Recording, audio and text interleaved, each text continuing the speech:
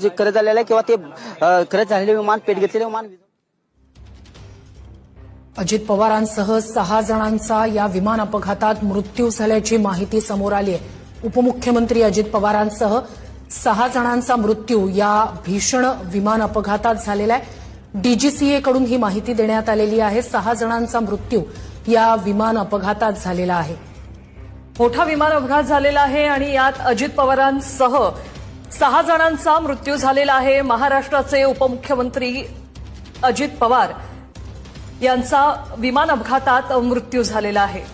बारामतीत लँडिंग दरम्यान भीषण अपघात झाला. ते विमान कोसळलं, त्यानंतर या विमानानं पेट घेतलेला होता आणि यातच अजित पवारांसह 6 जणांचा मृत्यू झाल्याची माहिती डीजीसीए कडून देण्यात आली आहे.